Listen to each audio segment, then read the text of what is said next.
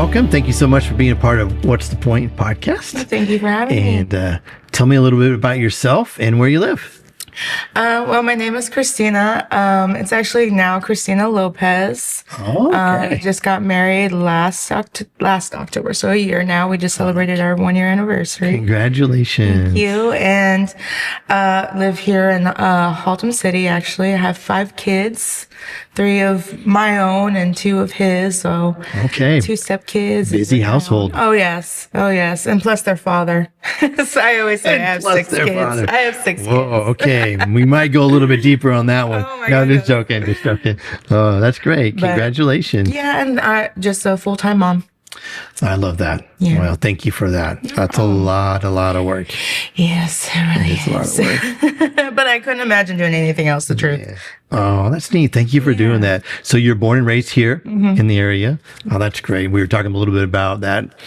For somebody that came from the outside, don't meet a lot of people who have been born and raised here. So that's pretty cool.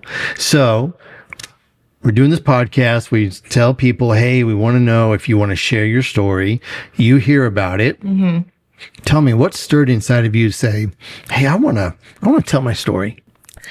I think mostly what it was is kind of, I feel like a younger me would have needed to hear this.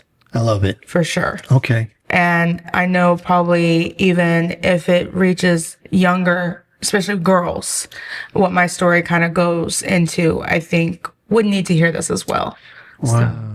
Well, thank you for doing that. So for sure. Let's just start when you were younger. What shaped you? What was the culture, the atmosphere? Tell me a little bit about that.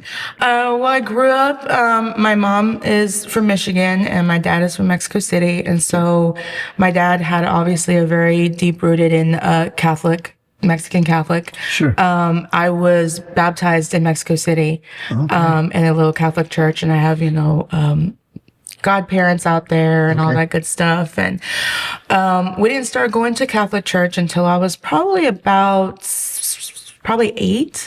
Okay. And I did my first communion and my confirmation actually together, even though typically the confirmation is done later. Okay. But my abuelita, which is my grandma, she came over from Mexico and she said, I want to do it all now because I'll only get to see it here now. And That's so cool. me and my brother, I have one brother. Okay.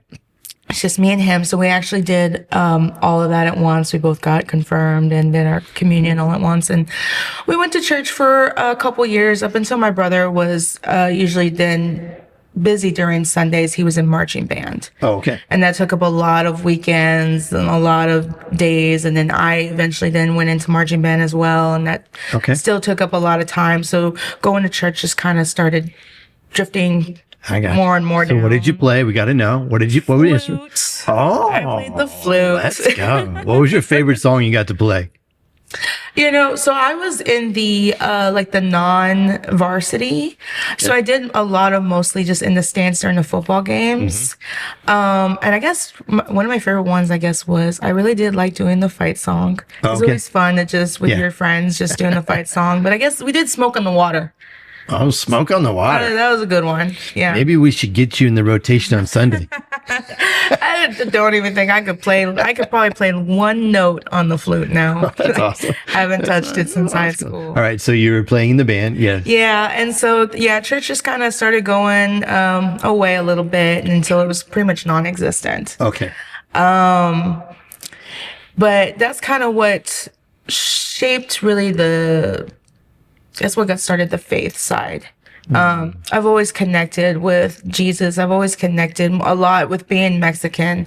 The Virgin de Guadalupe, she's really depicted in the Catholic Church, and always gravitated towards her. I always had a deep faith, and I know my Our Fathers and knowing the Catholic, the prayer for being Catholic and all that good stuff, and doing the sign of Our Father. I grew up doing that. So I always had a base in that. Okay. And so, I think that's just kind of what shaped, at least that's what got started in my faith. I've always had a root in faith. So. Okay. That's awesome. So you journey through that, and then you get to a place where you're finding God. Tell me a little bit more about that. So, like I said, it kind of, going to church drifted.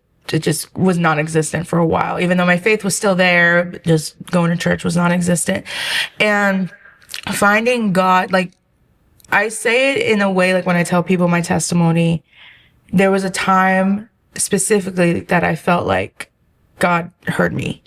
We say little prayers out loud and in our minds, and we think like maybe he'll answer them. And most of the time it kind of feels like he doesn't. And, there's one time where I felt like, whoa, I think he heard me, and I kind of wasn't expecting that. And what that was is, at the age of 19, I got into a relationship with a very, very bad narcissist. And that lasted for 6 years. And I ended up having my daughter with him. Okay. And what it was is one night trying to ask him for help with her. Needless to say, like I said, he was just really bad person, and it was fighting constantly, and just feeling unloved by him. And just remember one day, I'd asked him for help. He made a big, huge deal out of it. And I just remember sitting in my room crying and just thinking, even saying out loud, like, why can't somebody love me the right way? Like, that's all. I wasn't asking about him to love me the right way, anybody else. Just, why can't I be loved the right way? And I'll say within that week, like, he ended up leaving. I got very much tested in trusting the process. Cause of course I wasn't expecting him to leave. I guess if anything, I was expecting that his heart would be changed. Right. And I thought, no, hold on. I didn't want him to leave. Now I'm here on my own. I did, and that was another test of, I have to trust the process. I was expecting something else, but in the end, of course, looking back at it, that's what needed to happen. And I always think he heard me. I wasn't specifically asking, but I know he did that. So, wow. So let's go a little bit deeper into trust the process. Yes. Like when you say that, there's a lot probably that's into all that. So, were you like 22 or 23 at this time? Or? So by the time he left, I was 25. Okay. Yes. Okay. 25. And you had a young child, right? Yeah. Right. And so, like you said, the process in your mind was incredible transformation. Yeah. And I'm going to have a husband that treats me with respect and love and honor. Yeah. And then you're all alone. Yes. Yeah. And you're sitting there and you feel like, I've got to trust him. Yeah. Tell me a little bit about those conversations with God. It was almost like the 5 stages of grief.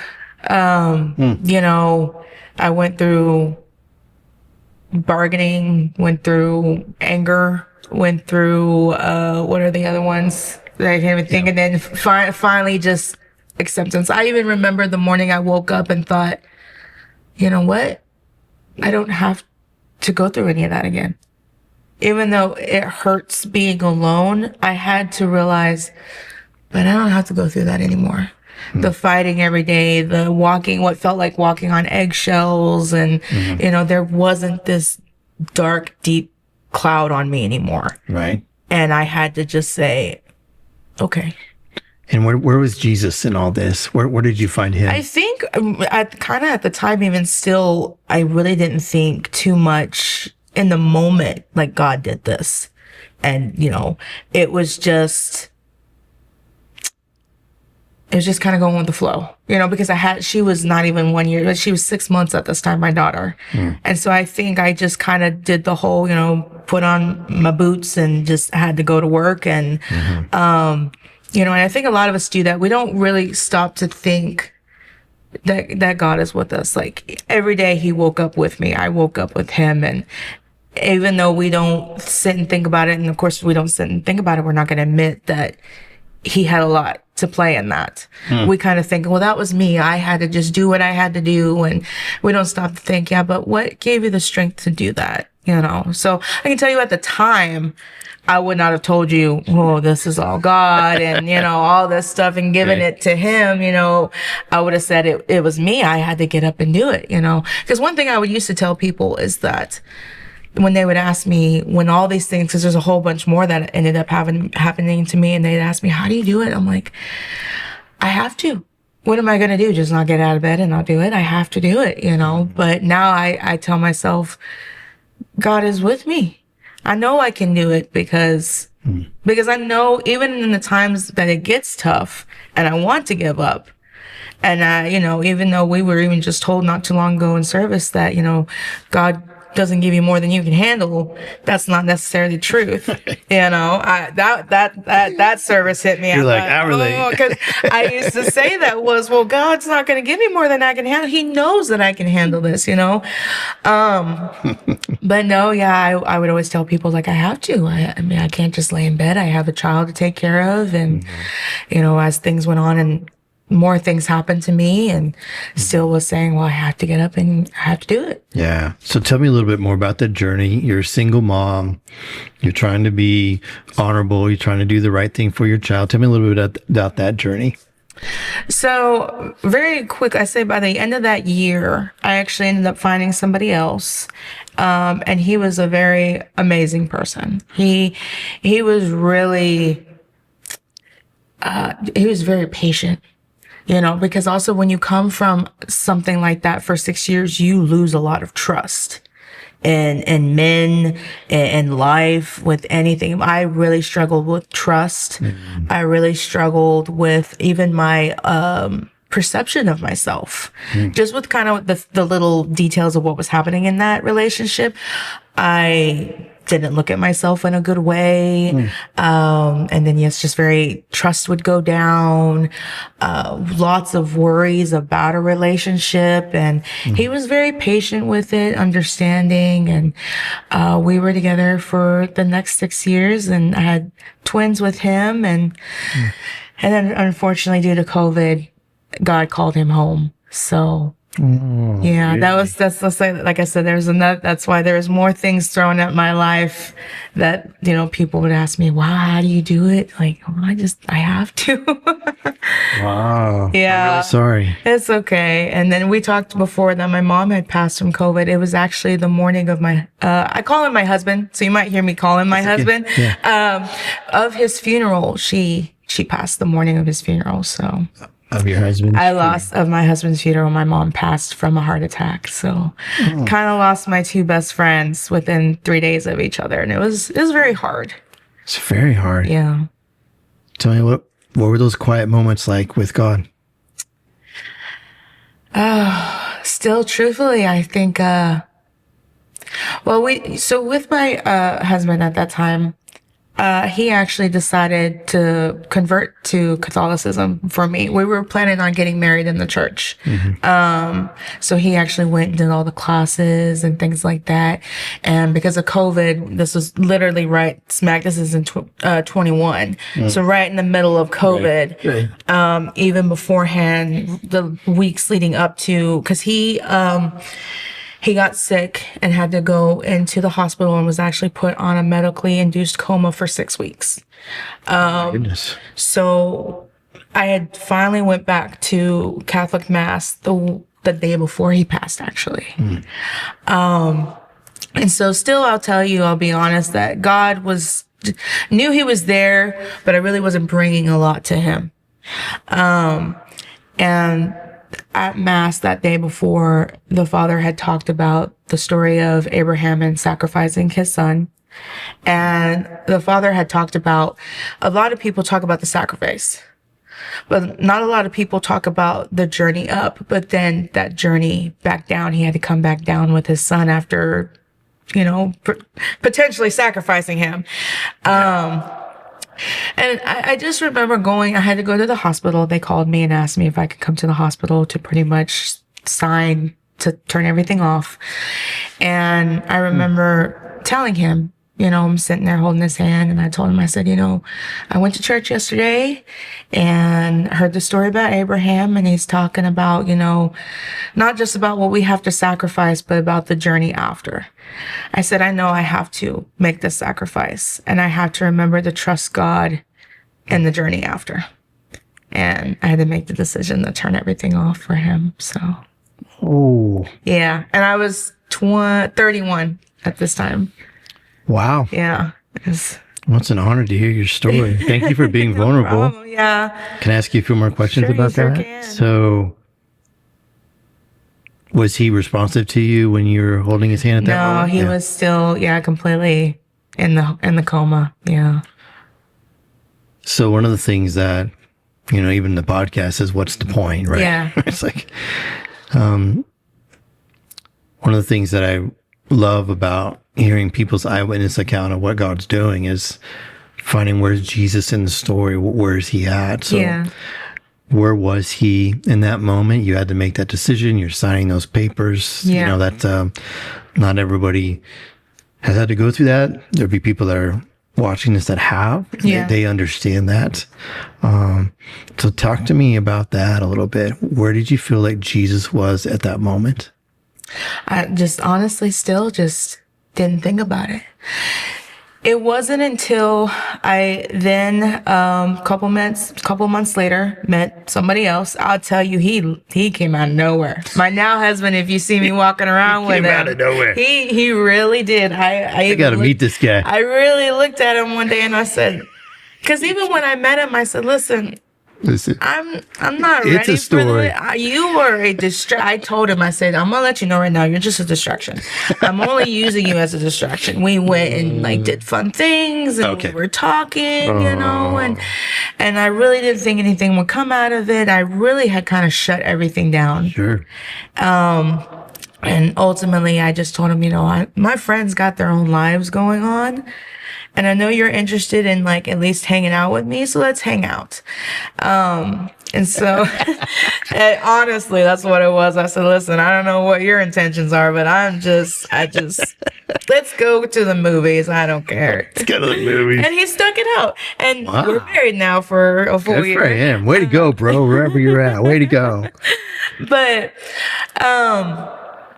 so I met him, started hanging out, eventually started dating, and some more stuff happens in my life with his kids. And basically what happened was his two sons, their mother passed.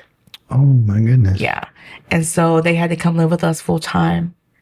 And they were already rooted in a non-denominational church. I'm still technically Catholic, been going to church here and there. And we had all come together, me and him, and said, we should start going to church. I think maybe we should start doing that. Okay.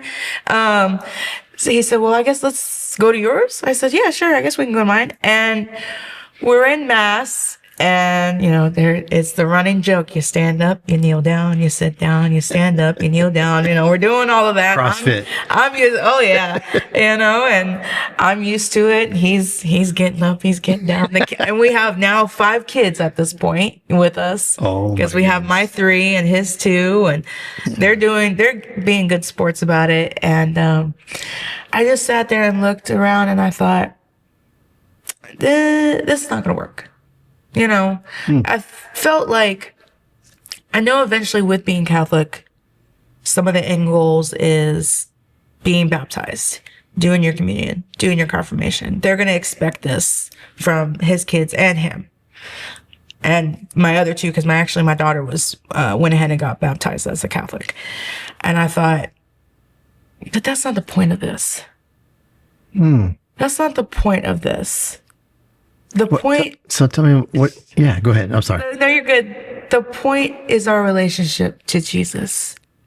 Taking a step back, I realized a lot of that was, and there's no hate towards the Catholic Church. And I think I might always say, I'm Catholic, but I go to a non-denominational church.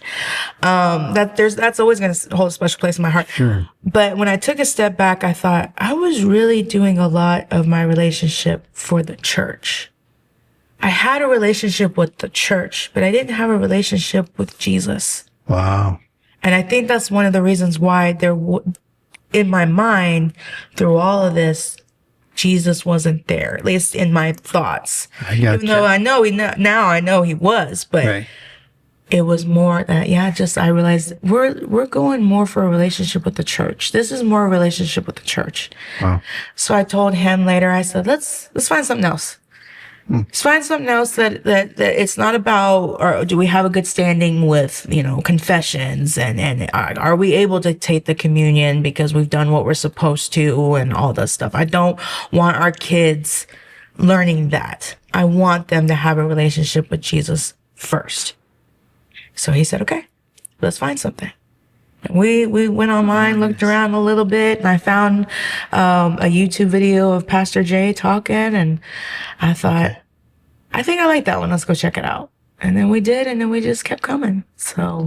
Oh my goodness! So, what's so cool about your story here? Because I didn't know until we're talking right now. Yeah. The beauty of it is, I love that moment where you're in there and you're like, it's almost like, well, I would believe, like the Holy Spirit's wooing you. Mm-hmm. It really was. You're in this place. You're checking the boxes for good reasons of I'm in mass. I'm trying to do what I'm supposed to do. My kids are here. This is the typical American thing. Nothing wrong with that at all. Yeah. And like, I love the fact that number one, that your ear was sensitive. Mm-hmm. Your spiritual ear was sensitive to like, something's wrong here. And then inside or whatever that was, for him to just say, this isn't the right thing. Yeah.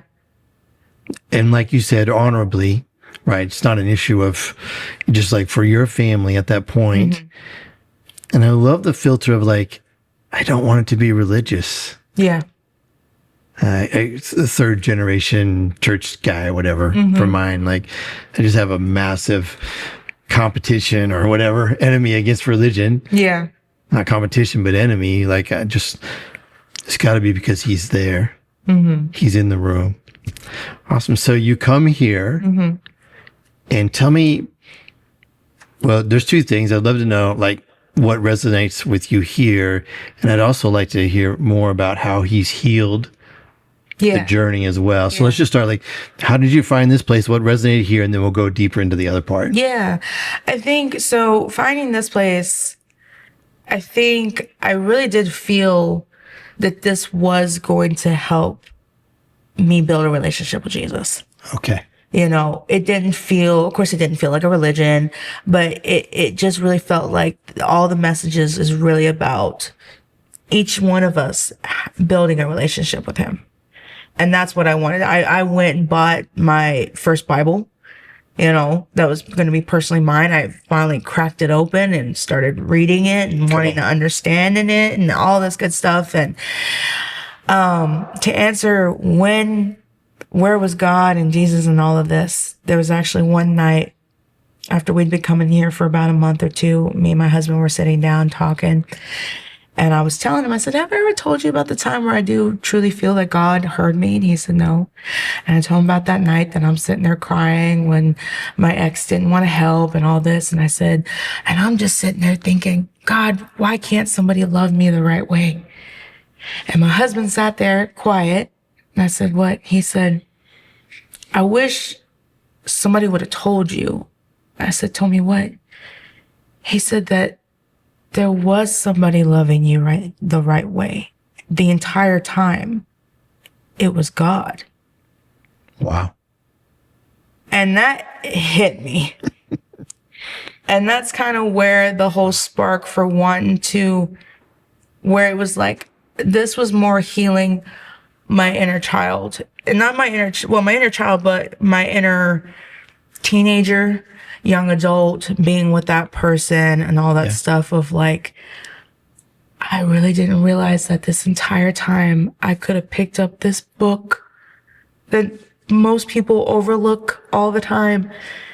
And it had everything to heal me, to also one thing, especially having a daughter, I'm like, I'm going to make sure she reads this, because if I would have read this and understood it before that relationship, I would have never allowed that relationship to happen. I would have had some groundwork, a checklist, shall I say, of what I need to be looking for in a partner. And I know I was not looking for that in a partner back then. That's kind of how I ended up with that person.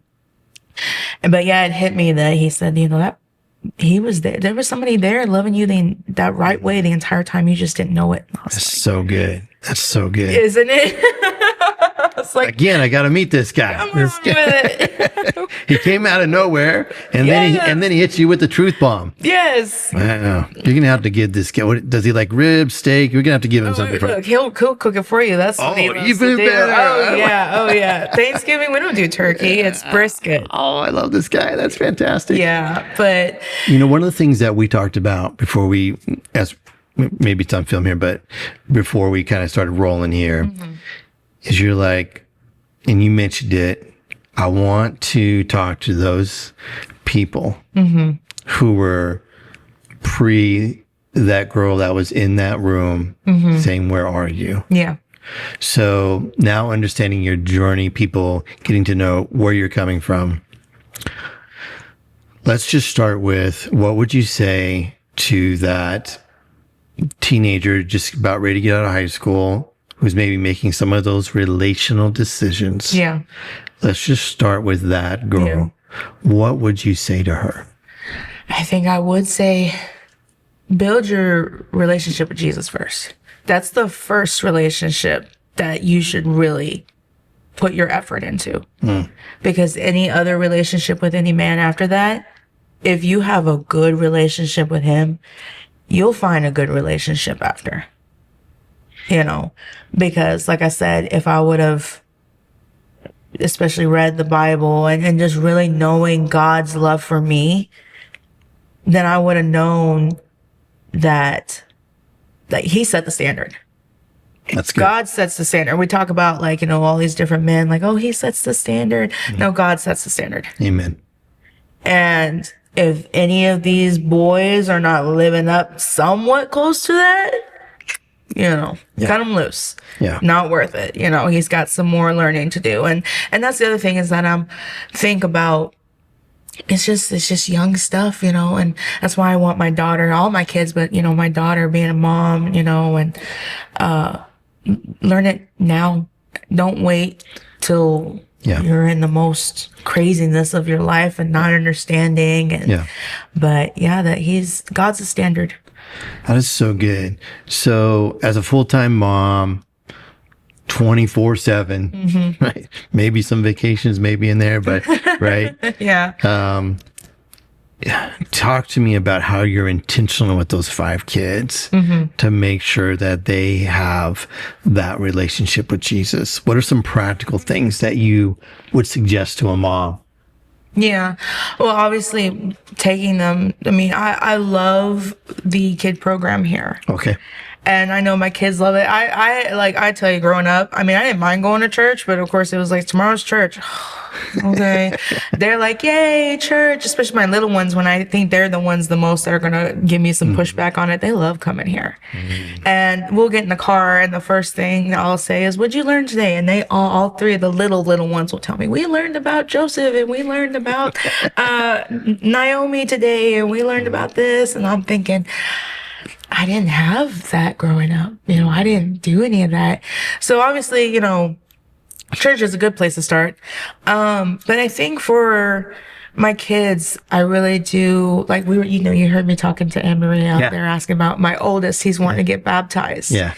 And as much as we're because I just got baptized here during the summer at that summer baptism. Oh, you did? I did. Oh, awesome. And I know he's wanting to do it. And I'm like, well, hold on. You tell me what this means. I want to make sure that you're not just going into this just to go into this. Yeah. And as much as it hurts to even say no, but I really want to make sure you understand this. I want your heart to be in it. Yeah. And that's what I want each of my kids, is that because that's what he's looking for. That's what God wants, is your heart. Yeah. And if it's not in it, it doesn't matter anything else. So I think with, each of them, I do ask them all, if they do something, I'm like, hey, we know better. We're learning, some of the little Mexican Catholic guilt sets in, and I'm like, is that making Jesus happy?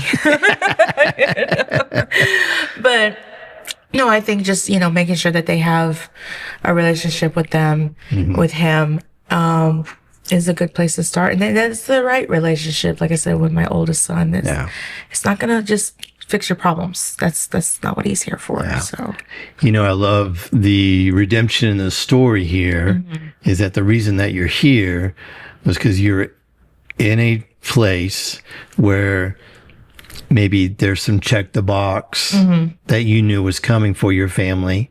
Yeah. There. And you're like, it's not about check the box. There's not authenticity with that. Yeah. But in your mind, you're like, I want them to know Jesus first. Yeah. And you're right. I was out there with that conversation with you guys, and it was such a beautiful conversation. It was so God honoring, and it was honoring for your son as well. Yeah. Both you and Anne Marie were saying, you're together. Like, what's the best for him? Yeah. And what's the best to honor God? And now, as that progresses, he'll be at a place where we'll get to rejoice in a crazy, amazing way. Yeah. Because it's out of that wooing or that drawing that he's going to have that, which I think is fantastic. What's the best part of your life right now? Oh, goodness. I think that I feel it's just not rocky anymore. Yeah. It is a, for the most part, steady stream, but just that I can honestly tell you, before there was a lot of worry, and I could really keep it contained and still go about my day. Really was somebody that, it is what it is. I can get through it. It's fine. I got to, and now I just don't feel like that anymore. I really do, give it to God, which obviously didn't do before, but now I'm like, why am I stressing? I got to give it to God.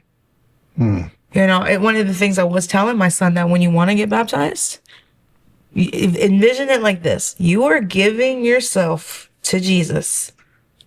He's going to walk off with it. And as much as you want to go, what are you doing with that? You can't. That's really good.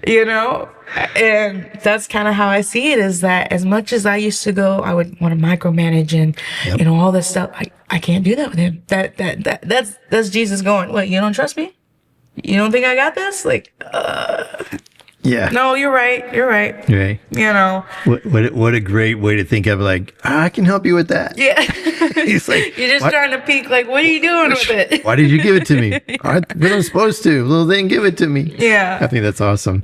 One of the things I'd love for us to, as we end here, talk to us about, a lot of people have been, or maybe are in a difficult situation, relationship. Yeah. Like you talked about. Yeah.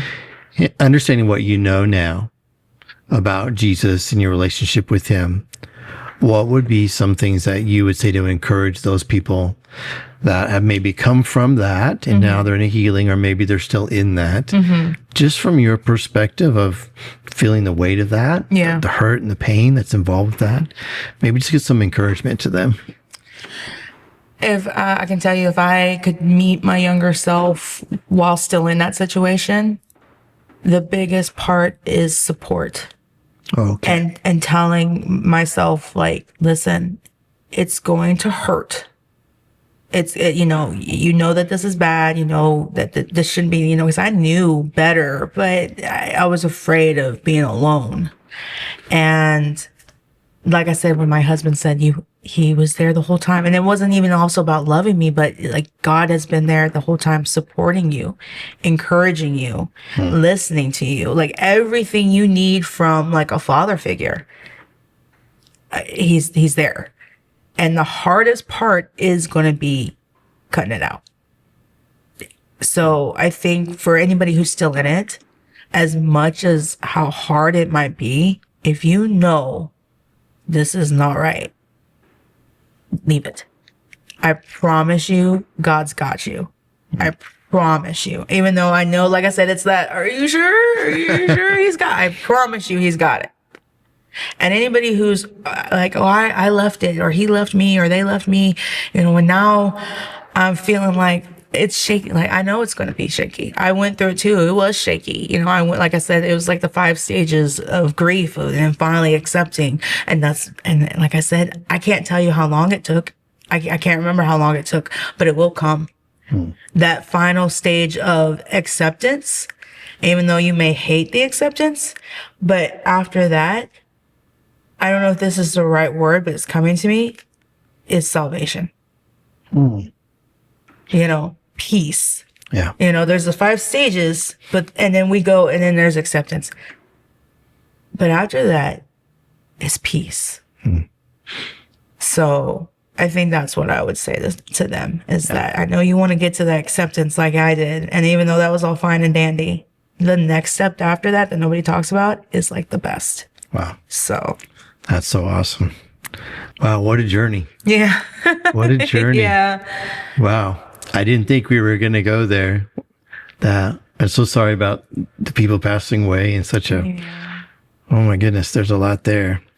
But yeah, that's a whole other episode, huh? there's a lot there, but I just want to say thank you. Yeah, for sure. And also it's a testimony of the joy that's on your face. Yeah. The peace that's on your face. Yeah. That God's got you, like you said, like your husband encouraged you to listen to.